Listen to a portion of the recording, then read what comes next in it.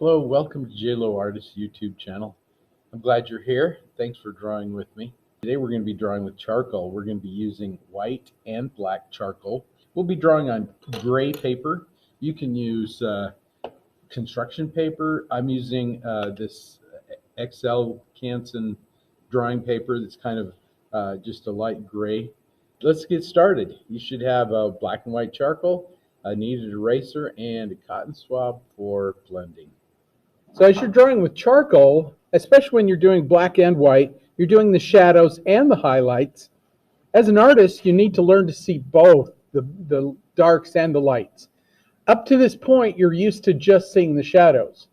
So today we're going to see if we can find both sides, and you'll see how much easier it is to get all those medium grays. So the first thing we're going to do is we're going to just use our white charcoal. Our white charcoal is a little easier to erase. You can cover it with black, and so it's kind of that not very intimidating, because what you draw down on here, you can change it, you can erase it, you can go over it. So let's start out with the sphere. Just somewhere off in the left-hand corner there, you want to just draw yourself a circle. Try to get as round as you can with your white charcoal. It doesn't need to be very big, about the size of a golf ball or so. And then I'm looking at my face here, and you can notice that her nose, I mean, if we zoom right into her nose, it's like a sphere. I mean, it is a little different, but you have a highlight, you have the light side, the shadow edge, shadow core, cast shadow right there. And so we're going to do the same thing with our sphere as we go. So maybe I'll move her nose over so we can see the nose. Okay, excellent. So we're just going to imagine that our light source is kind of coming from this direction. And in doing so, we know that somewhere along there is going to be a little spot of light, about right in there somewhere. And you can even take your white charcoal and you can just kind of blend that in a little bit. Even all along that area is going to be a little bit of light. So you can put that in just a little bit, just with the side of your pencil, because we're going to be blending that anyway. And if you want to, you can delineate that cast shadow, which is going to be just a little bit there, come out a little bit like this. When you're looking at your cotton swab, we're gonna be blending white side on one side and the dark side on the other. So we're gonna have the Yoda side and the Darth Vader side.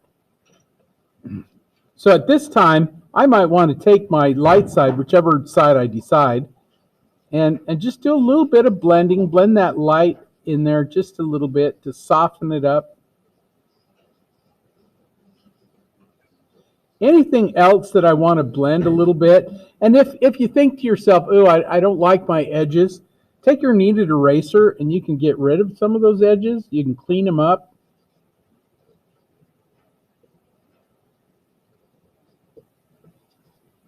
I always take, it's interesting, my left hand is sort of my offhand, and so I'll put my white charcoal, my cotton swab, and my eraser all in one hand, so it's always readily available.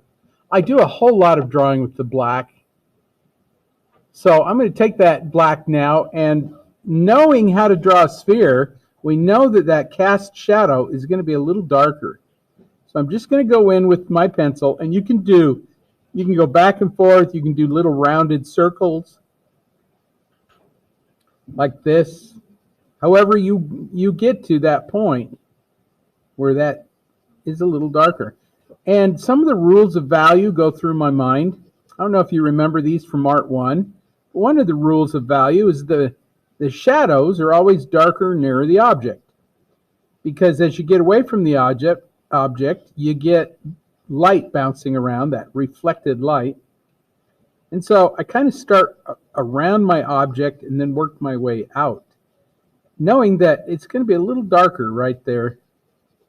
And as it comes out, it gets a little lighter. So just kind of darker there. I also know there's going to be a core shadow on there, the shadow of the object on the object. And so it's going to be in here. And the shadows reveal the shape of the form. So if the form is round, my shadows have to be rounded like this. So there's my core shadow. And I can come into it. I can start kind of light and soft, and then get a little darker as I go towards the center of that shadow, the core of that shadow. So I can darken that up a little bit right in there. And I'm not using my point yet to really grind it in. I want that to kind of stay on the surface so I can blend it. I can smear it.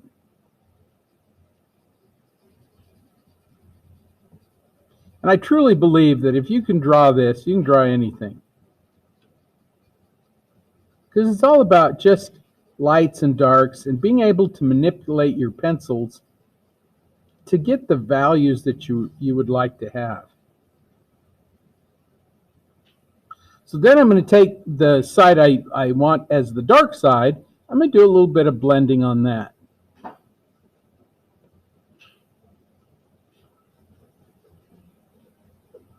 And as you blend, you kind of, not only do you smear it, but you take away a lot of the contrast.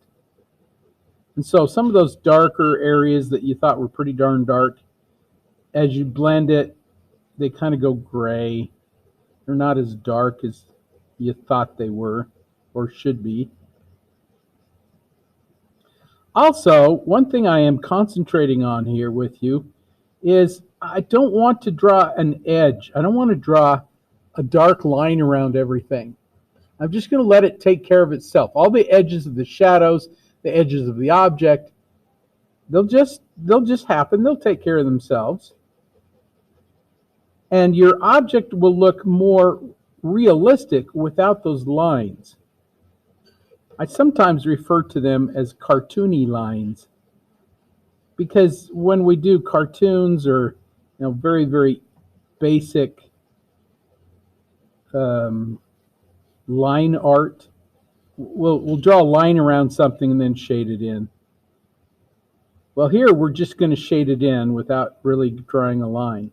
We did draw a line to show where it is, but now we're going to get rid of that line, that edge, and just let those shadows take care of themselves.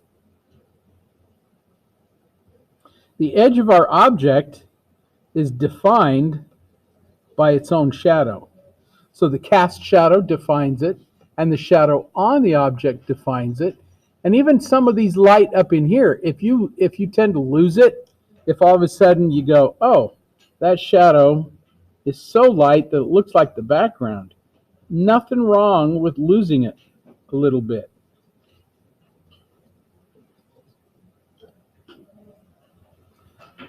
So now a couple of things. We want to increase the contrast. We want to concentrate on the contrast. So first thing is I want that highlight to be nice and light. So I'm going to take my tip and I'm going to just grind in that highlight so it's nice and bright and just pops. Light things tend to come forward. Darker things tend to recede or go back into space. So I've just created that, and if I wanted to, I could take that light side and soften the edges, but I don't want to take out much of that light that I did in my highlight. I want to leave that nice and bright. But if you do feel like you need to take some out, go ahead. You can always add more.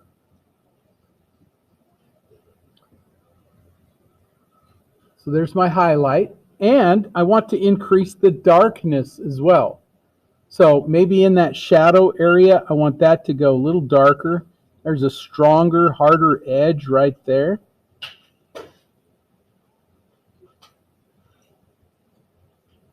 Then I'm just going to darken in that. And as it comes out, gets farther away from my object, I just lighten up. I'm not as much pressure. Don't want it as dark.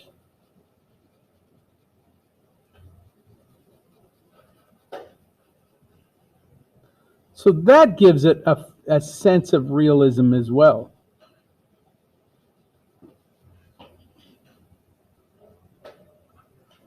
And on my core shadow, I want to darken that area in as well. Just a little bit, right down the middle. And again, you can go back and forth, you can do little swirls. At this point, it shouldn't matter. And it should be able to smooth out.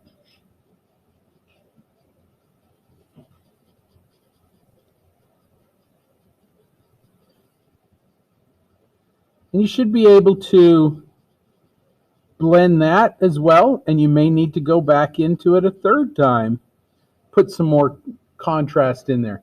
But let me zoom into that.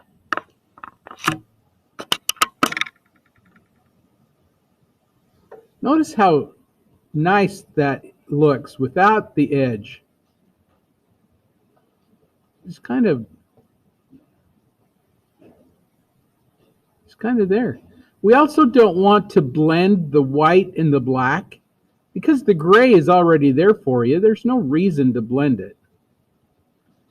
And you get a different kind of gray when you do blend it. So I'm just going to leave it like that.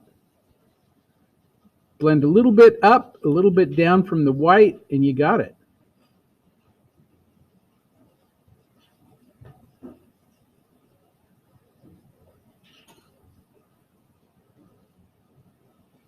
And again, if you feel like that you need more darkness in there, you can always layer in more darkness.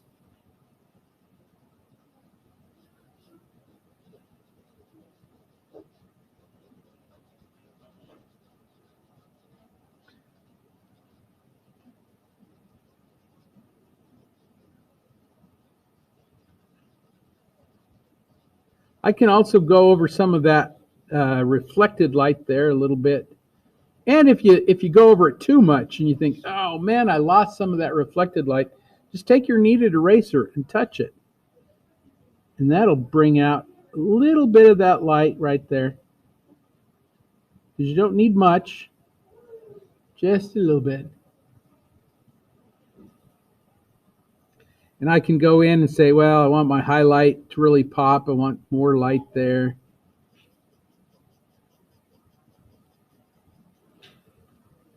And I want my shadow to be a little darker.